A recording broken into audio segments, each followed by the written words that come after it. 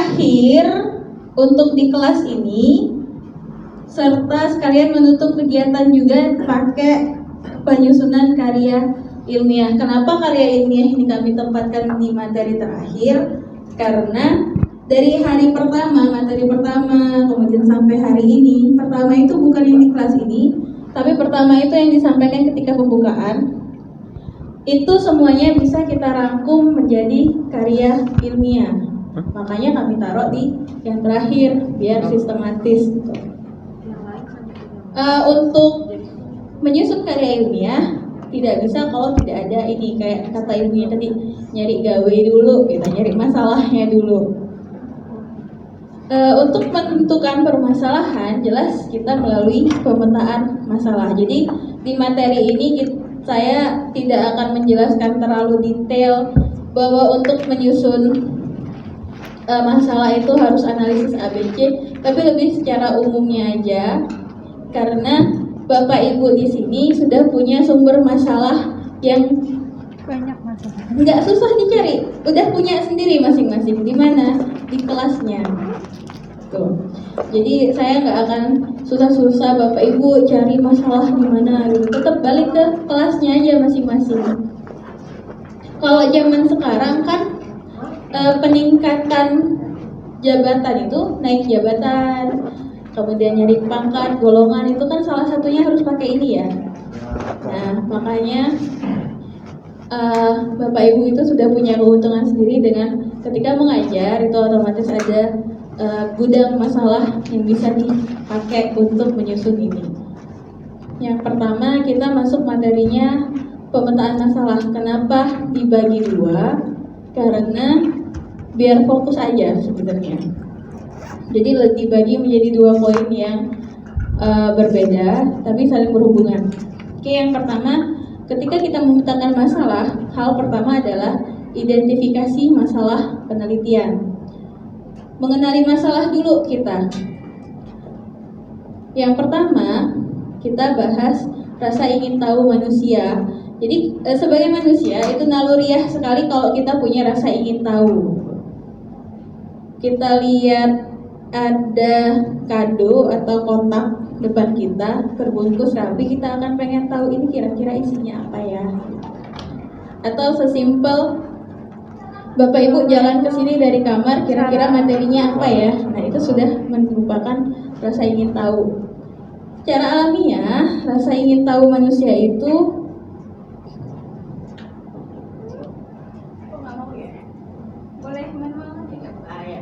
hal baru yang belum dipahami serta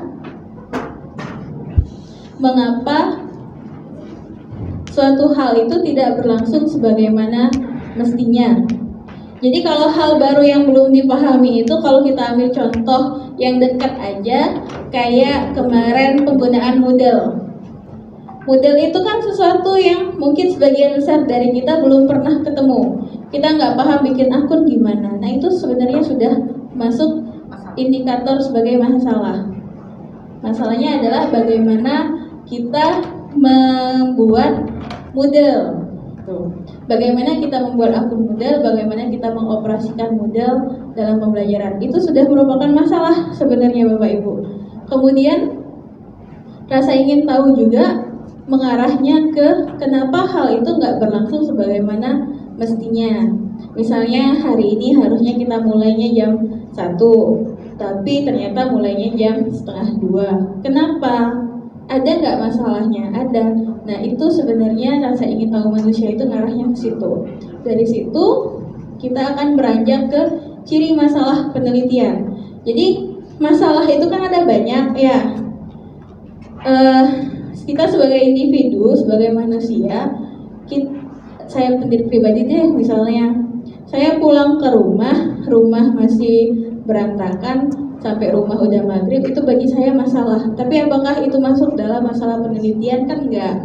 Masa saya bikin penulisan karya ilmiah, judulnya langkah mengatasi permasalahan rumah kotor ketika pulang kerja. Nggak ada jurnal yang mau nerima kayaknya. Ini ibu udah, ini orang waras nggak kira-kira bikin jurnal kayak gitu. Nah, masalah yang pertama cirinya adalah realitas yang tidak sesuai dengan idealitas. Jadi ada gap atau celah antara realitas yang kita temui dengan hal yang idealnya terjadi. Kalau kita masukkan contoh dalam pembelajaran, misalnya harusnya siswa itu bisa memiliki pencapaian kompetensi yang baik jika kita melaksanakan pembelajaran secara baik gitu kan. Tapi yang terjadi ternyata nilainya nggak baik. Padahal kita sudah melakukan pembelajaran yang menurut kita baik. Nah itu ada masalah, berarti ada celahnya, ada gap. Gap itulah yang kemudian harus kita selesaikan atau kita perbaiki melalui penelitian. Kemudian suatu fenomena yang belum terjelaskan, sama kayak tadi contohnya model, atau misalnya pengen mengembangkan media pembelajaran elektronik. Itu kan fenomena yang belum terjelaskan. Kita belum pernah tahu mengenai pengembangan buku elektronik. Kita mau menjelaskan itu. Ini dalam pendidikan khususnya. Itu masuk dalam masalah. Atau yang ketiga, dia sudah dijelaskan, sudah jelas sebenarnya, namun masih menyisakan pertanyaan dan belum memuaskan rasa ingin tahu. Nah, ketika sesuatu hal itu memenuhi salah satu atau ketiga ini, maka dia bisa kita jadikan masalah penelitian. Jadi kita balik ke sekolah, misalnya di kelas, kira-kira siswanya itu sudah memenuhi tujuan pembelajaran kita atau belum. Kalau belum, dia pasti akan masuk ke kategori yang ini, realitas tidak sesuai dengan idealitas. Idealnya itu kan misalnya siswanya 30, maka sejelek-jeleknya 27 tuntas, 3-nya yang enggak. Lah ternyata 3-nya yang enggak, 3-nya yang tuntas, 27-nya yang enggak. Nah itu kan ada gap, itu masuk ke dalam masalah penelitian.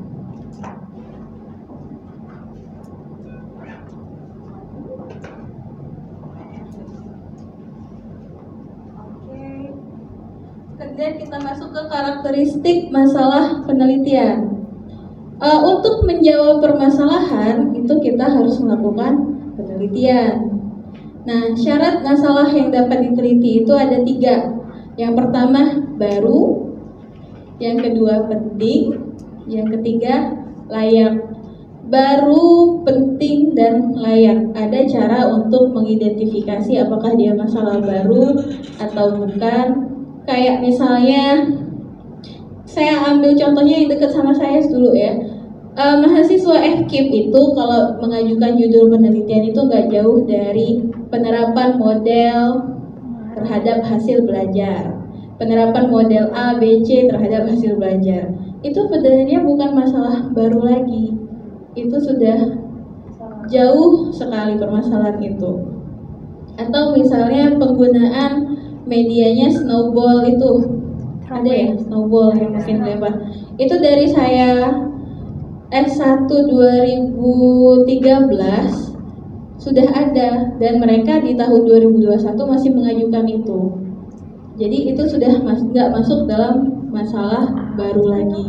Begitu juga dengan 2 indikator yang lain, kurang lebih seperti itu untuk karakteristik masalah penelitian. Nah, untuk masalah penelitian yang baik, dia disebut baik kalau peneliti merasa yakin bahwa ia bisa menjawab masalah tersebut secara ilmiah. Ada kalimat secara ilmiah. Jadi ilmiah itu tadi punya landasan dan bisa dipertanggungjawabkan.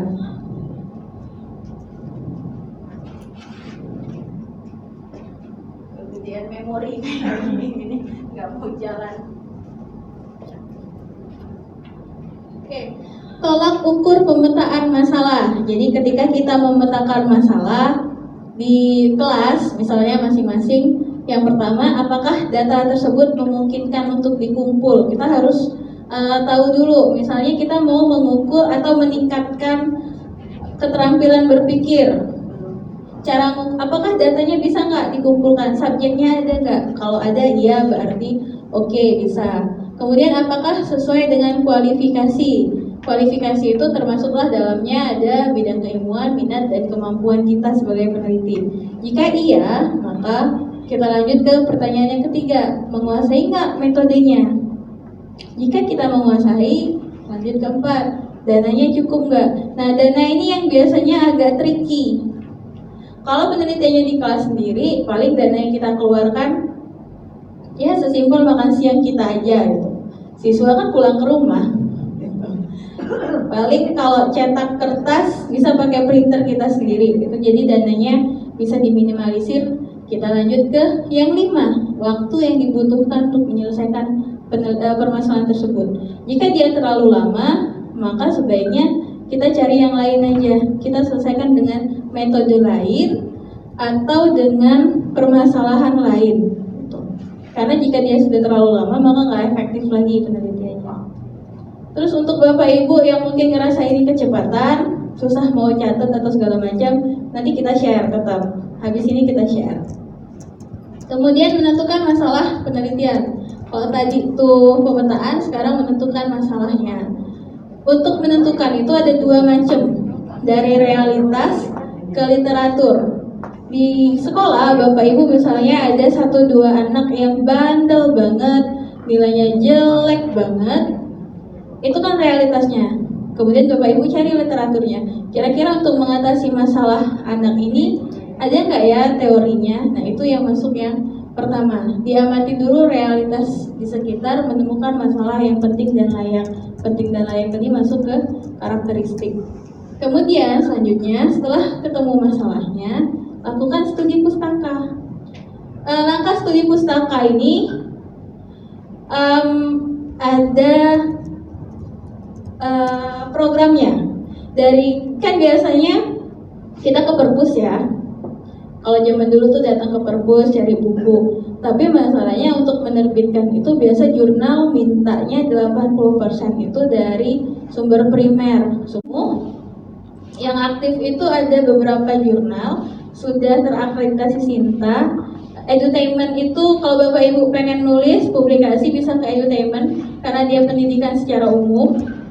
Kalau PGSD itu ada cendekiawan, kebetulan saya salah satu editornya. Kemudian matematika juga ada, kalau rekan Bapak Ibu mau pendidikan matematika mau nulis di jurnal terbitkan di Unmu itu sudah Sinta 3. Kemudian Separta itu untuk PJKR, sama bahasa Inggris itu ETLI.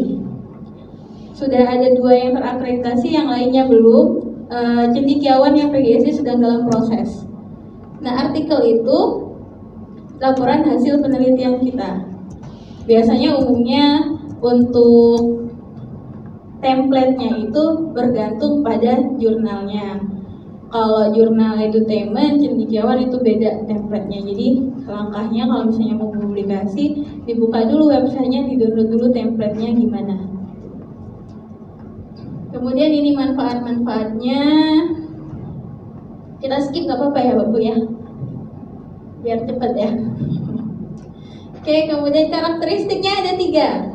Objektif, jadi setiap pernyataan itu dapat diukur. Kita misalnya bikin judul upaya meningkatkan keterampilan membaca siswa pada pembelajaran bahasa Indonesia. Saya ambil contoh bahasa Indonesia karena saya kepikirannya itu. Nah, upaya meningkatkan berarti harus diukur.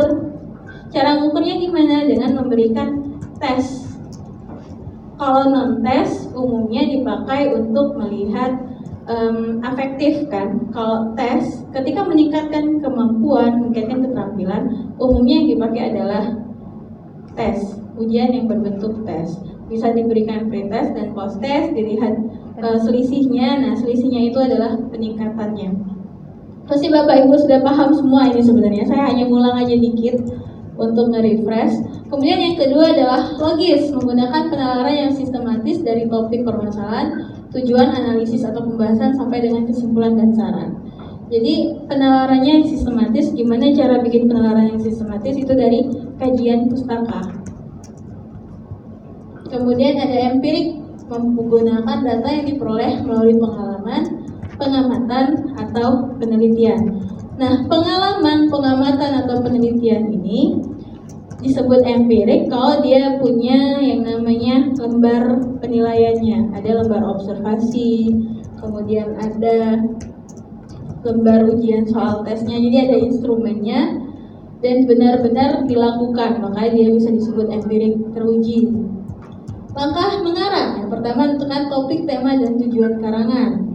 Merumuskan tema, jadi kalau kita judulnya meningkatkan menggunakan metode atau teknik learning by doing untuk meningkatkan kemampuan peserta didik kelas 4 pada materi luar angkasa, misalnya objek-objek luar angkasa, maka dari awal sampai akhir kita harus menggunakan tema itu.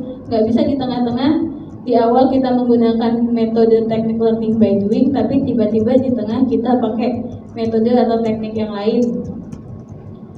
Kemudian memiliki satu gagasan sentral, melihat tema dari sudut pandang berbeda sehingga memberikan kebaruan. Jadi kalau awalnya bahasnya tentang A, maka sampai ke belakang tentang A. Atau kalau misalnya bahasan tentang topik A itu sudah basi, udah nggak baru lagi, kita cari sudut pandang yang baru supaya dia bisa dianggap sebagai masalah yang relevan.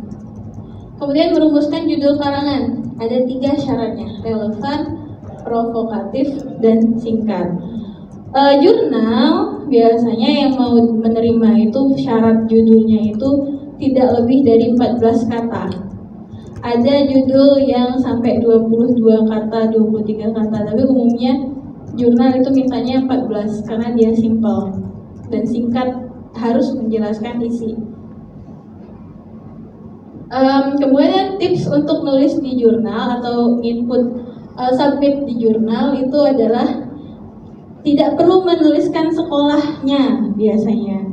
Jadi kalau misalnya meningkatkan kemampuan A, B, C, D di sekolah, di SDN 5 Pangkal Pinang misalnya, SDN 5 Pangkal Pinangnya tidak perlu ditulis karena dia menunjukkan kesempitan wilayah.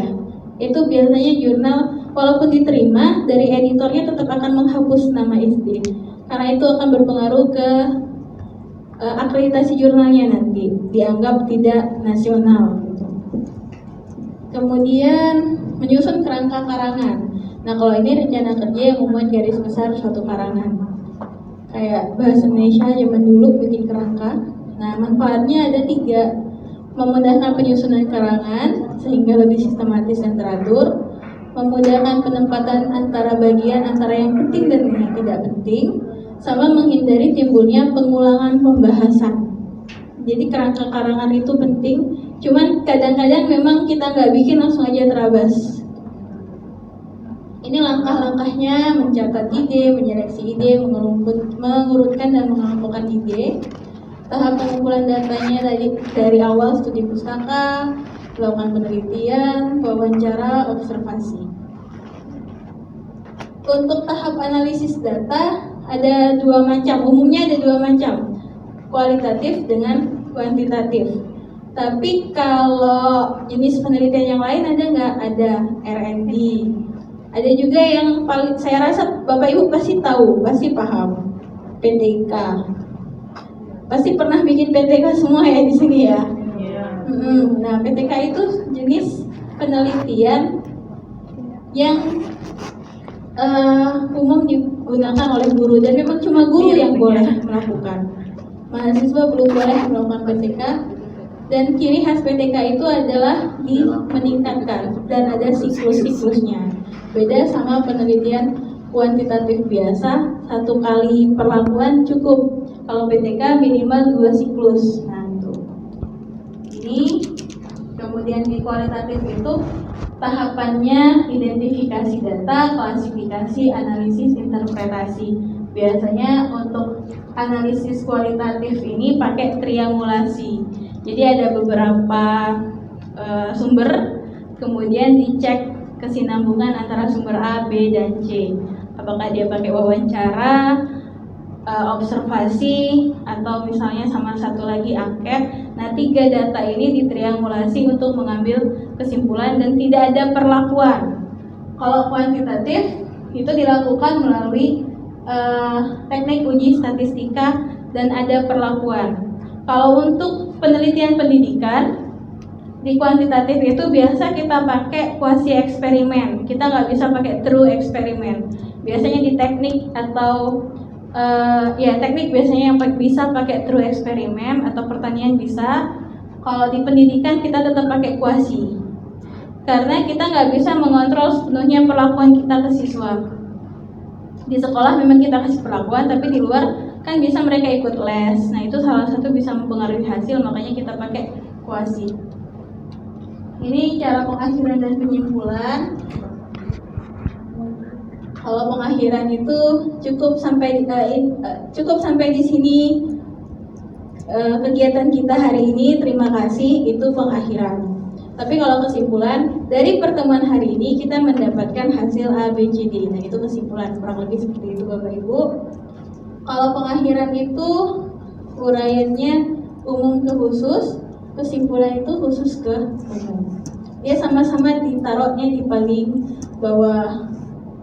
Jadi menutupnya itu pakai pengakhiran dan kesimpulan. Bedanya dari fungsi dan perumusannya. Kalau ini sistematika, mau pakai template jurnal manapun di muka bumi ini, tetap ini sistematikanya.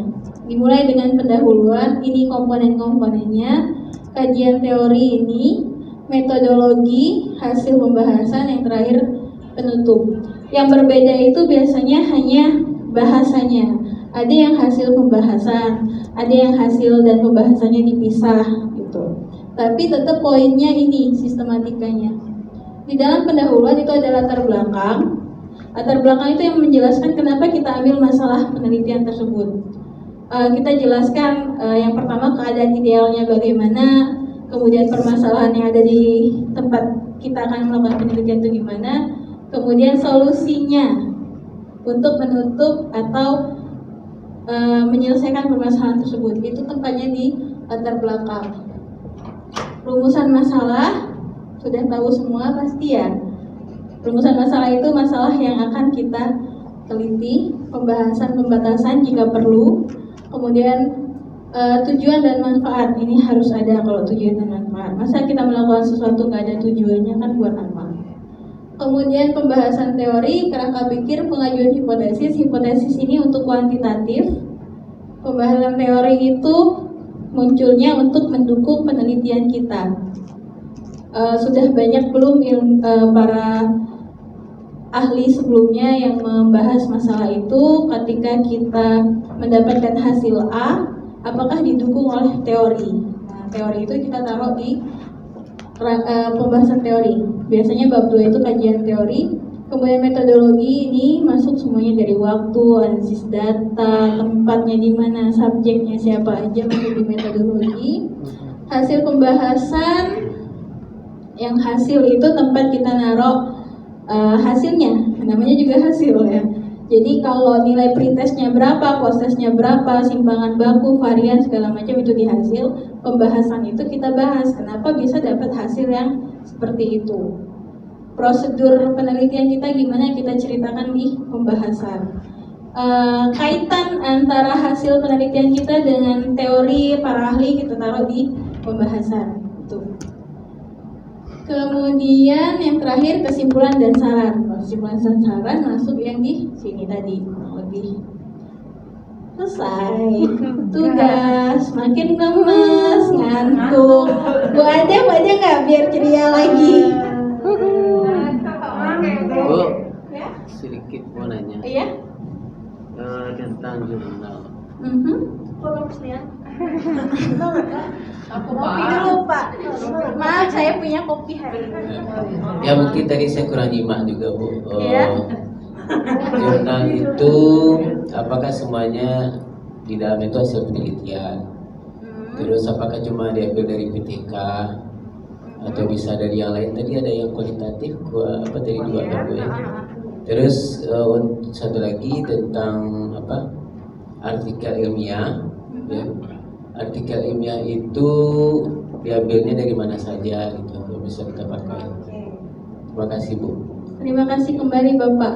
Oke, langsung saya jawab ya. Jadi saya tunjukin aja tadi pertanyaannya Yang pertama itu, waduh, banget padat.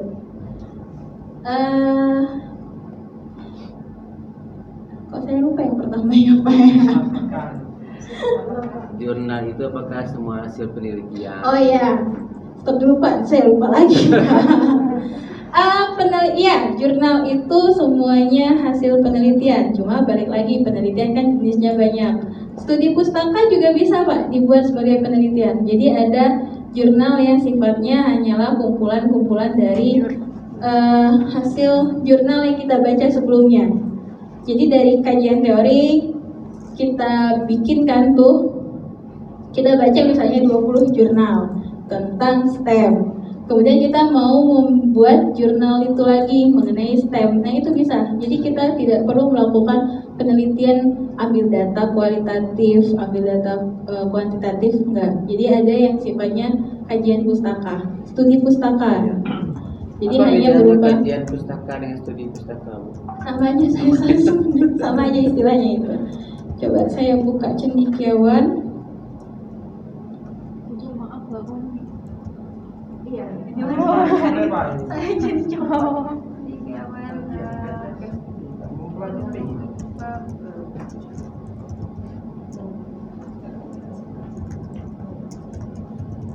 Selama ini Bu, jurnal itu yang banyak dipakai itu mau PTK ya? Enggak juga Pak. Enggak ya? Enggak. Jadi kalau penelitian itu, artikel ilmiah itu tidak hanya dari PTK. Jurnal. Iya, jurnal tidak hanya dari PTK Pak. Ada yang dari penelitian kayak kita ya Bu ya.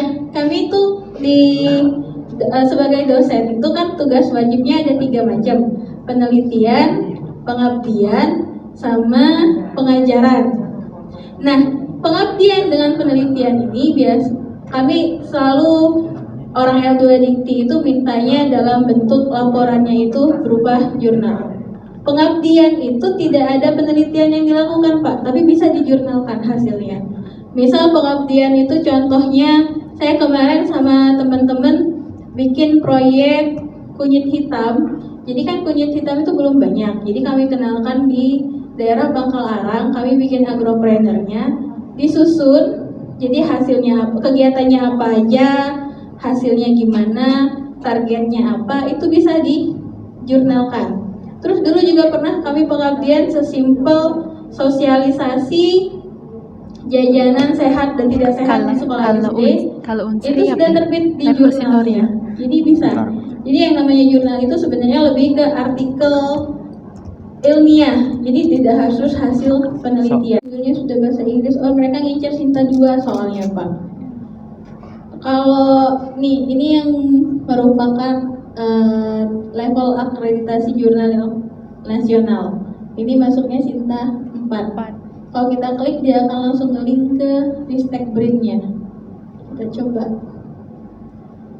Kita cari yang masih zaman dulu lah, soalnya zaman dulu pasti dia masih pakai bahasa Indonesia.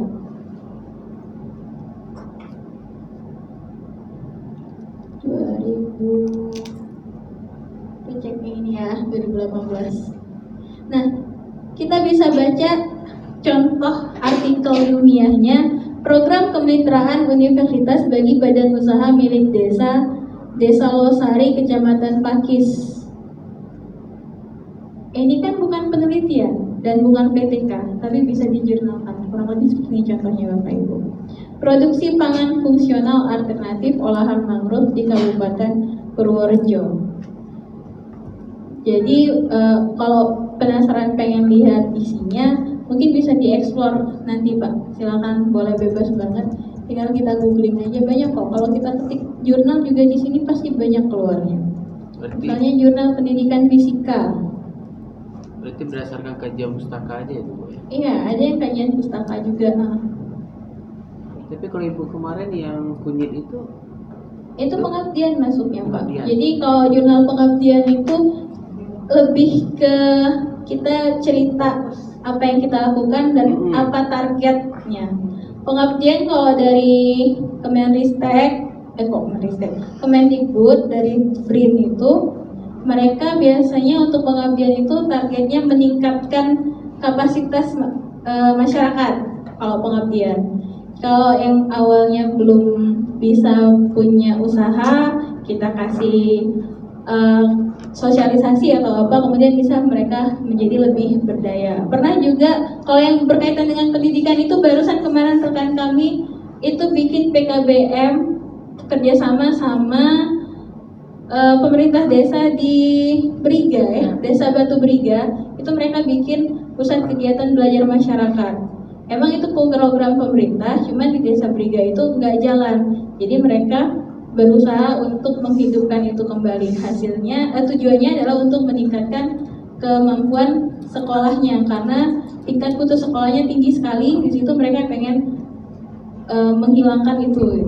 Nah, jadi ada keberdayaan yang timbul setelah kegiatan. Kalau itu yang pengabdian, Pak. Kalau pendidikan itu ada juga penelitian pengembangan, itu bisa juga. Jadi tinggal dicari aja. Nah, ini jurnal pendidikan fisika. Bapak Ibu yang di SMP maupun di SMA, kalau misalnya bikin penelitian, bisa banget ini dia unggah ke sini. Tidak harus PTK kan sebenarnya. Yang penting kan nulis di jurnal. Nah, ini analisis respon mahasiswa terhadap pembelajaran daring menggunakan media pembelajaran Google Classroom. Ini kualitatif. Bisa. Di siswa sendiri, emang ini respon mahasiswa. Kalau Bapak Ibu pengen bikin, kan pakai Google Classroom banyak ya kemarin. Bisa ini bikin analisis respon peserta didik. Kasih aja angket. Isinya berapa butir, ada misalnya lebih dari 10 butir sampai 20 butir pernyataan. Saya senang belajar menggunakan Google Classroom. Saya lebih menyenangi belajar secara langsung. Itu nanti dianalisis, bisa bikin karya ini. Tidak harus PTK dulu. Ini contohnya, kualitatif, bisa diterapkan di sekolah sendiri, di kelas sendiri. Tapi kalau sudah ada yang meneliti tentang itu, berarti tidak. Subjeknya kan berbeda, Bapak. Ya. Karena kualitatif kan nggak bisa digeneralisasi. Sekolah. Berbeda sekolah akan berbeda responnya, berbeda siswa berbeda responnya. Di sini hasilnya adalah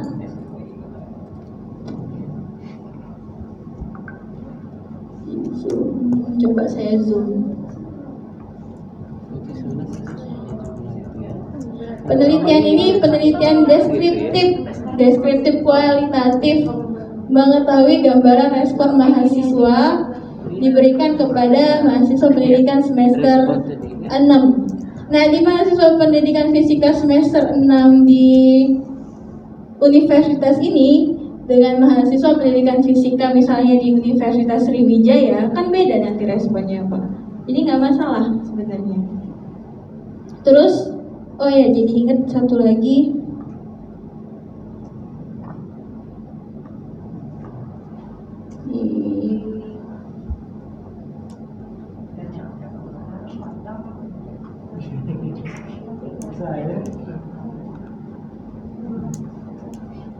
Terakhir saya sama mahasiswa, mereka kan ada PLP, Education Development.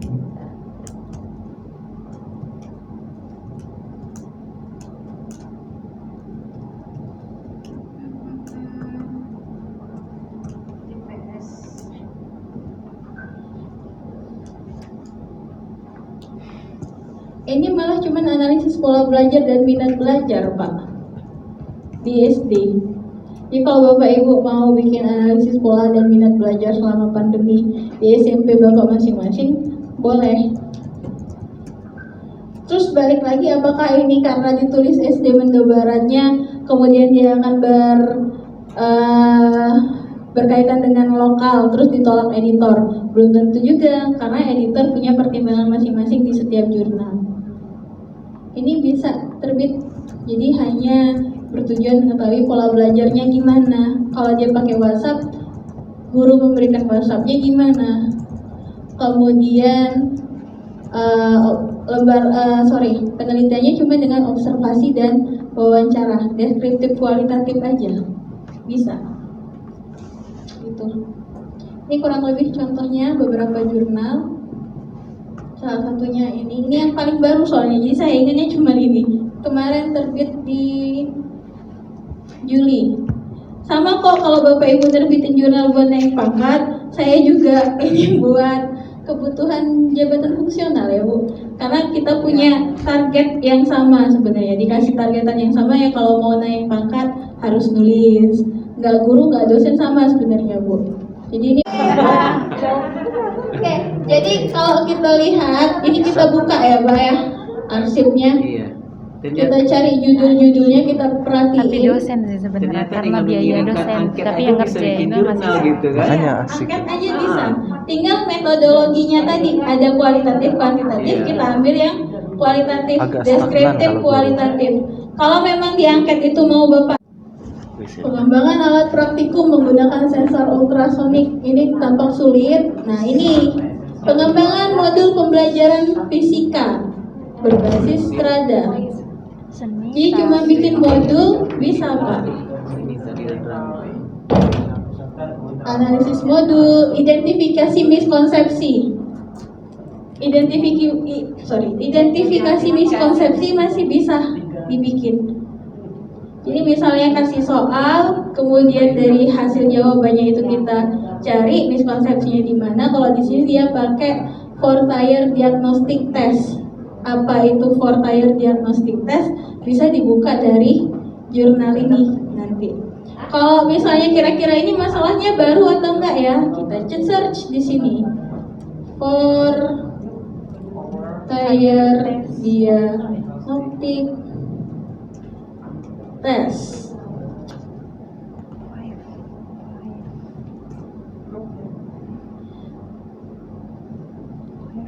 Ini ada beberapa jurnal, cuman masih di luar Bangka Belitung. Jadi hitungannya ini masih baru bisa dikembangkan lagi sama Bapak Ibu. Ini pengembangan. Kemudian ini pengembangan. Jadi belum ada yang menggunakan ini misalnya untuk analisis kemampuan, belum ada. Jadi masih bisa. Itu. Ada lagi Bapak Ibu yang ingin dibahas, ditanyakan mengenai penulisan artikel? Kalau enggak, sambil apa?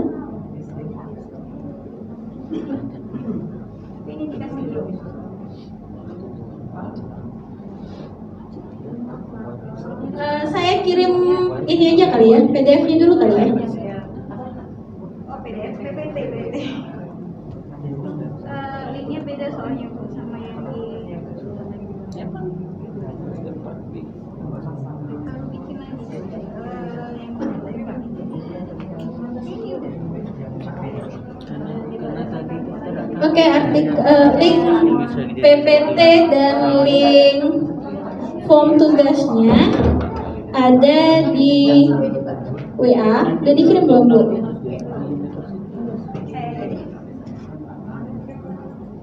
Oke. Sudah ada di WA-nya bit.ly artikel IPA Bubble. Itu ada PPT sama Word-nya. Disimpan dulu, di-download, disimpan dulu. Saya mau ngasih publish or perish buat Bapak Ibu.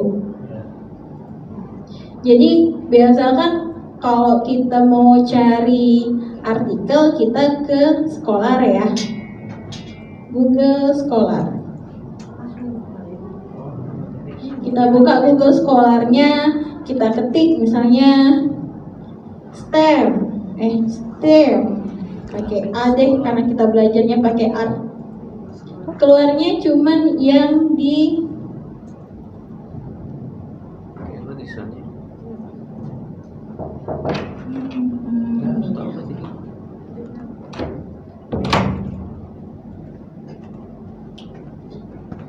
ini kalau di Google Scholar kita search STEM, dia cuma akan keluar di yang disitasi atau yang terdata di web Google-nya aja.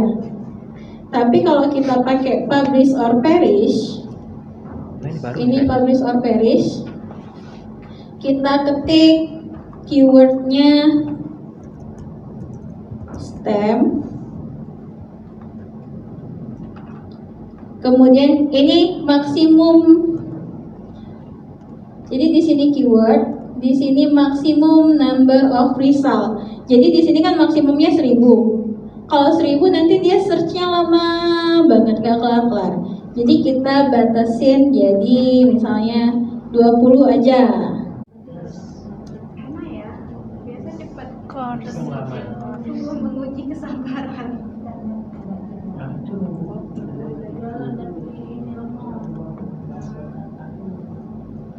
Parsing, publish, or perish. Masalahnya yang itu tadi, kemudian judulnya boleh dikembangkan berdasarkan masalah. Latar belakangnya apa? Ceritakan sedikit aja, kayak satu paragraf cukup. Kenapa saya ambil masalah ini untuk diteliti? Cukup satu paragraf. Rumusan masalah, ciri rumusan masalah itu berupa pertanyaan. Misal, apakah terdapat pengaruh penerapan metode teknik learning by doing terhadap hasil belajar? Nah, datanya itu rumusan masalah. Kemudian metodologinya cukup tuliskan kualitatif atau kuantitatif. Tempatnya di SD mana, subjeknya kelas berapa, udah cukup itu aja. Sesuai dengan komponen-komponen yang tadi ada di PPT. Tapi nggak terlalu detail juga nggak masalah sih soal sebenarnya. Ini ada subjek penelitian. Subjek itu misalnya kelas 9 atau kelas 12. Teknik pengumpulan datanya misalnya pakai tes atau non tes. Kemudian teknik analisis datanya, analisis bisa kalau dia kualitatif, triangulasi kalau dia kualitatif itu bisa, instrumennya bisa instrumen tes atau instrumen non tes, atau kalau mau lebih didetailkan lagi juga boleh, misalnya lembar angket, lembar observasi, dokumentasi hasil belajar siswa itu boleh. Jadi Bapak Ibu jangan beban dulu karena kita ambilnya yang inti-intinya aja, nggak perlu terlalu luas, nggak perlu terlalu dalam. Yang penting pulang ini Bapak Ibu punya satu masalah yang bisa dijadikan artikel penelitian. Lumayan loh pulang dari sini misalnya artikelnya jadi dapat satu jurnal. Nanti mau lulus kenaikan pangkatnya sudah nggak pusing lagi, nggak perlu cari pihak lain lagi, kan lumayan. Mana tuh? Soalnya banyak kemarin memang pas kami pelatihan IHT itu in-house training banyak yang kayak gitu ngeluh. Cuma memang saya juga nggak tahu kenapa ini salah satu permasalahan juga bagi kami. Dari sekian banyak itu yang hilangnya juga banyak. Saya itu bimbing 2 guru, 1 SMP 3 Bangkam, 1 Madrasah Sanawiyah Belinyu. Sekarang kalau saya WA di grup gak ada lagi yang bales loh Pak Ibu. Saya tanya programnya sampai mana PTK-nya. Jangankan balas, dibaca juga kayaknya.